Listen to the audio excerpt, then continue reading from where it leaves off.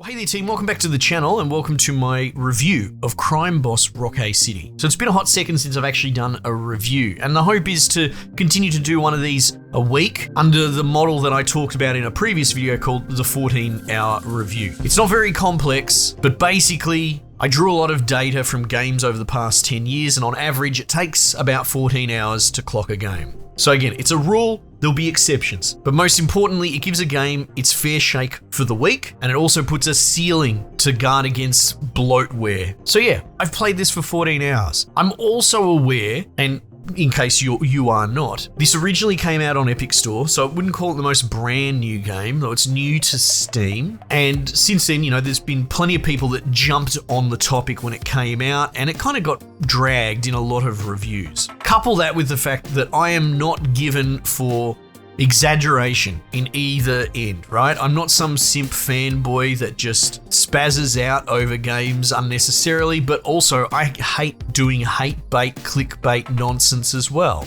I don't bash things more than they really deserve. So, given that I'm a fairly reasonable person, when I tell you that I've enjoyed every second of this game, I would love to play some more and probably will do like an extended overview follow-up video. And not just that, the particular guilty pleasure of enjoying this immensely. I think when you get through some of the jank and weird stuff going on here, there are some really incredibly clever gameplay design concepts in here, which probably won't get the correct attention that they deserve because it was much more popular to kind of shit on the B-grade schlocky aspect of this game. Long and short of it, I recommend this so highly. And tragically, by the time this video comes up, I don't know if it'll still be on launch sale, so at least wishlist it. But yeah, highly recommended. I've loved this week playing this. Okay, let's do the lab report. What is Crime Boss Rock-A City? So,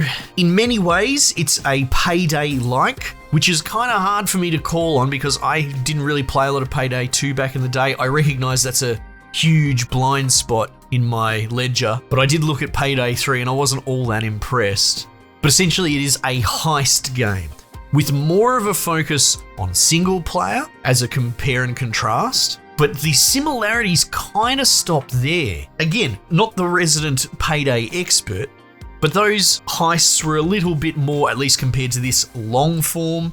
They were about, you know, team play and coordination, which, don't get me wrong, love that stuff, like Ready or Not and GTFO. I feel like they probably give people a similar kick to what you're looking for in a Payday game. But this is sort of opposite. In fact, in many ways, beyond being a game built upon doing heists, the similarities, from what I understand, kind of stop there. This is much shorter and punchier, dare I say, kind of vignettes. Some of these missions you will punch through in minutes, though it's not all heists. There are sort of these pitched battle territory grab and fights, but I'll talk about all of that, but some of those can be over in minutes, whereas the heists can take probably no more than 10 minutes. But they're high octane, they're gameplay distilled, and while this isn't going to be a pissing match between this and something like Payday, there is kind of something to be said about the art of taking a gameplay loop and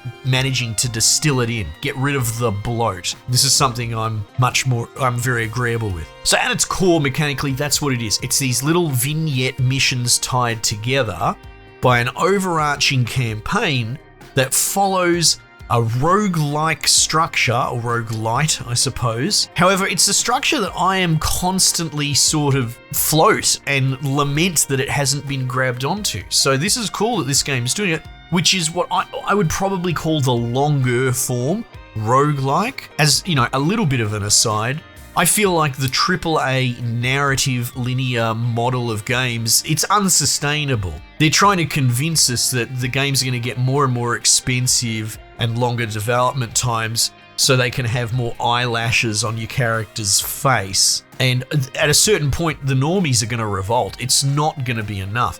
And I really think that if they pivoted into some sort of mid-form roguelike generative model, like this is all very broad, you could probably have a campaign that runs for 4 hours, but if you got it right, you could have an emotional arc to it, and as soon as they finish it or die or lose or whatever, they'll boot it back up again. Just imagine that, Last of Us, except it's lots of little 4-hour campaigns and each one is different from the last. A little bit of a digression, but that's kind of what this game's doing here, albeit light on the narrative. It is packed full of a star-studded cast of stars from, well, yesteryear. Probably won't have much of an appeal to the younger generation, but me and all the old boys, it's kind of starstruck. You've got Michael Madsen, bloody Kim Basinger, Michael Rooker, Chuck Norris is in there, well, sort of, in a phone-it-in kind of way. Bloody Vanilla Ice. Who else? Danny Trejo, Danny Glover. Man, it's wild. And honestly, their voice acting ranges from bad to terrible. Like, it's not going to win any awards, but the more I played it, the more I just absorbed this game, the better it got. And honestly, it kind of got wholesome, you know? It went from that initial shell shock, which I think a lot of reviews kind of bashed the game for. It kind of turned a corner for me. I found it endearing. And that is in no small part to the structure. I'll give you an idea. You essentially do heists because you're representing a gang run by Michael Madsen's character, bloody Travis Baker or whatever, right? So you've got this protagonist dude running a gang. There's like a power vacuum that the lead criminal organization dude dies, and everyone's sort of doing a gang war power grab. So in between these vignette missions, you have a day where you pick your next task. It's like on a map. You can grab territory or you can do heists. That's pretty much the core of it. And then from that, you earn money, you pay for upgrades, new weapons, recruit more dudes, recruit more sort of foot soldiers to grab territory. It's all fairly not surface level, but it's not Factorio. It's not outrageously high simulation level, but it's much more mainstream accessible. And I kind of love it. The more you play it, the more you realize that there are a lot of mechanics going on there that are quite interesting and clever.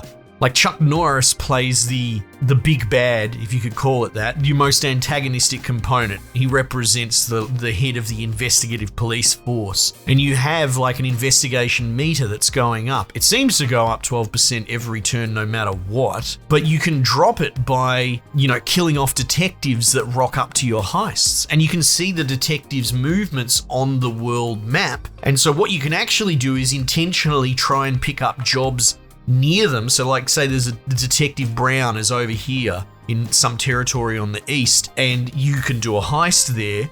You could intentionally do that heist and then pop off, go loud instead of stealthing, have all, reenact heat and have all the police come in and he'll rock up because he's in the region, and killing him will knock the investigation meter back down and buy you more time against the Doom timer. All these little cool bits and pieces that you pick up as you go. There's a police heat level as well, and it all reacts kind of dynamically, at least within the system. Like the harder you go in a heist, again, say you rob a jewelry store and you just start shooting bloody civilians, mall cops, everything, they send the SWAT, you kill them. Well, your heat level on the world map's going to go through the roof, and you'll find that they will be responding immediately with SWAT choppers. And honestly, that's how a run will end, is when SWAT basically overwhelms you for the most part. And speaking of that, your character, the Travis Baker dude, is represented as an actual playable character in the game.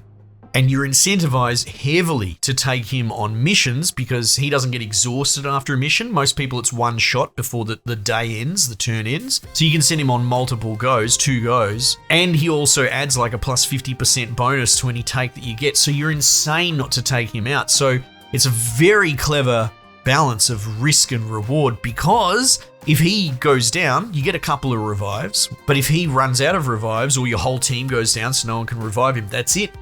He's dead. It's game over. You start the whole campaign again, which can result in some campaigns that just like surprise end after 15 minutes. But I think one of my longest one went for 6 or 8 hours in there, and it abruptly came to an end because I bit off too much and the SWAT overwhelmed me.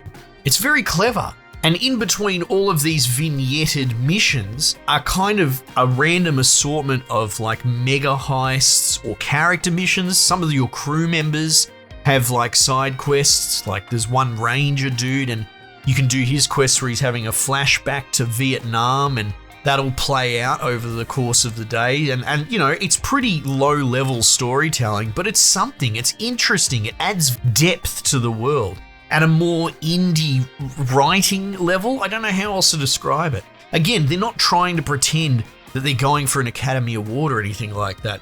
But you'd be surprised once you reconcile that it's all a little bit janky and cheesy and kind of earnest. You know, it's wearing it all on its sleeve. You realize that there's actually a real lot of depth here. And at the end of my time with it, while I might have gone in with a shit-eating grin going, oh, okay, this is bad but fun, I've come out the other end going, this was actually really good. And I think people might have sharpened their palates a bit too much on these Hollywood pretender games that get shoveled down our throat in AAA to miss that there's actually some true heart and gold in this game, which is less about a narrative through line and more about giving the characters that you interact with just more and more depth through different missions. And so yeah, it balances that really well mechanically as well.